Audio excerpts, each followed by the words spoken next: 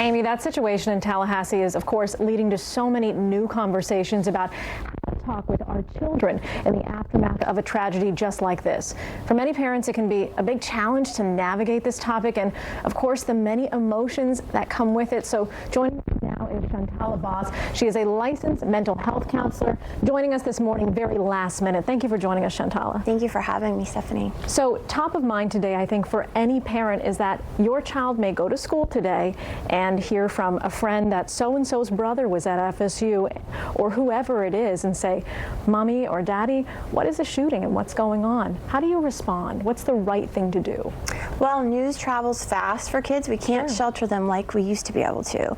So really, it's first listening, really hearing out their story and where they're at and what they're experiencing. That's super important. A lot of times we try to put our agenda or kind of what we're thinking into the conversation. So first, let's hear what they have to say. And I think it's really important that kids understand that their feelings and experiences are what we're going to talk about, not what we want them to talk about. Then we want to ask questions. Ask questions, open-ended questions, not questions that are leading like, are you anxious, are you upset, are you worried, but more, how are you feeling? What do you need?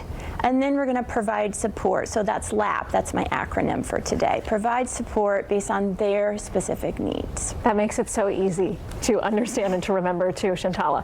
The first thing I noticed about you, by the way, is your calming presence. And sometimes I think as parents, we don't always take care of ourselves first so we can take care of our children.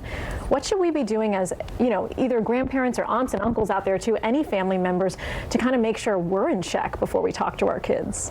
Well, really scanning our body, because oftentimes we're so busy with everything that's going on that we don't really realize the triggers, and I know that word is used often, but the triggers that are affecting our own internal dialogue. So really feeling how we're feeling in our body, what we're thinking.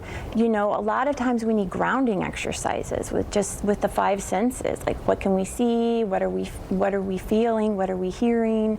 So really just checking in with ourselves about how we feel about the entire situation before going to our kids, because that's kind of like what I was saying earlier. When we put our agenda or our anxiety onto them, especially with young kids, they're going to respond based on our response, not anyone else's, really. So if we're calm and we're collected and we provide that support, they're going to be okay. Something that's been mentioned quite a few times from these FSU students is they said, I hate to say it, but I knew exactly kind of what to do in this scenario because we've been hounding drills at my schools. We've been preparing for shootings to happen. But are you mentally prepared when it comes to a situation or a tragedy like this happening? In your experience, do you think these kids are better prepared at all?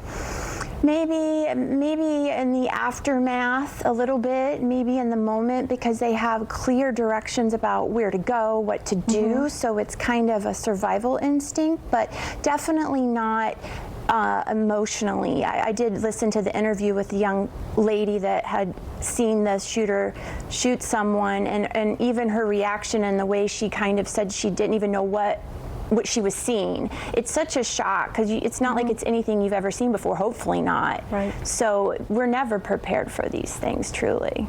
We are never prepared, but you're at least giving us a groundwork to kind of go into that Easter weekend as we're dealing with so many questions. So Shantala, thank you so much for joining us this morning. Thank you for having me. We're going to get back to Amy at the desk now. All right, thank you, Lane.